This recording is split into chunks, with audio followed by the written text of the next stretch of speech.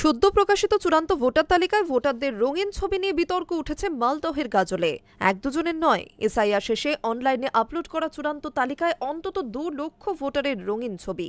তা দেখে বেআইনি বলে সরব স্থানীয় বিজেপি নেতৃত্বরা।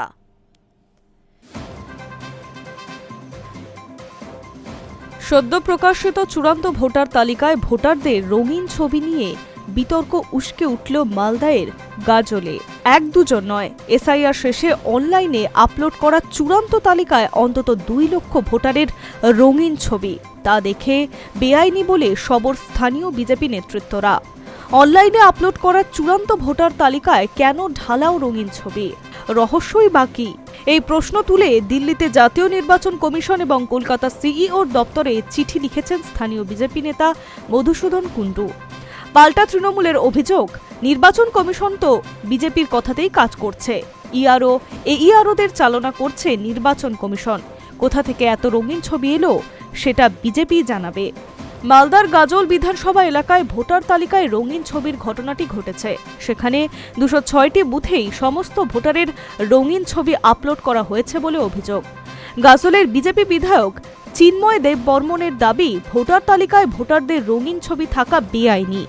নির্বাচন কমিশন আইনের পরিপন্থী। তিনি জানান, বিষয়টি নিয়ে দলেরই এক নেতা মধুসূদন কুণ্ডু জাতীয় ও রাজ্য নির্বাচন কমিশনের কাছে নালিশ করেছে। বিধায়ক জানান, গাজল বিধানসভা এলাকায় মোট 273টি বুথ রয়েছে। তার মধ্যে 206টি বুথেই অনলাইন প্রকাশিত চূড়ান্ত ভোটার তালিকা, ভোটারদের রঙিন ছবি রয়েছে। বিধায়ক চিন্ময় দেব বর্মনের কথায়, তালিকায় রঙিন ছবি আপলোড করার বিষয়টি নির্বাচন কমিশনের আইনের পরিপন্থী। কমিশনের নিয়ম অনুযায়ী ভোটার তালিকায় ভোটারদের রঙিন ছবি প্রকাশ করা যায় না। তবু কেন গাজলে ঘটনাটি ঘটেছে, নেপথ্যে রহস্যই বাকি, তা জানতে হবে। চিন্ময় দেববর্মন স্থানীয় প্রশাসনের বিরুদ্ধে অভিযোগ তুলে সবর হয়েছেন। বিধায়কের সন্দেহ, কোনো রাজনৈতিক স্বার্থেই স্থানীয় প্রশাসন এই নিয়ম বহির্ভূত কাজটি করছে কিনা তার নিশানায় জেলা নির্বাচন আধিকারিক অর্থাৎ এইআরওরা এই বিষয়টি দেখছে।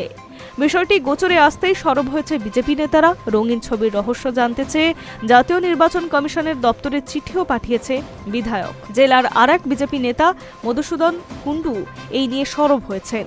অন্যদিকে ভোটার তালিকায় রঙিন ছবি ঘিরে জেলার রাজনৈতিক মহল চাপানুতরে শুরু হয়েছে।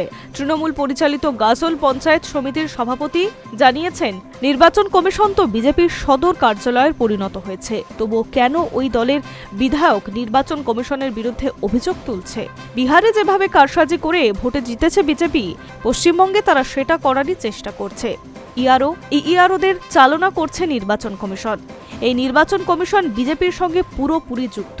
রঙিন ছবির রহস্যটা কি, সেটা বিজেপি বলতে পারবে। Hi News network.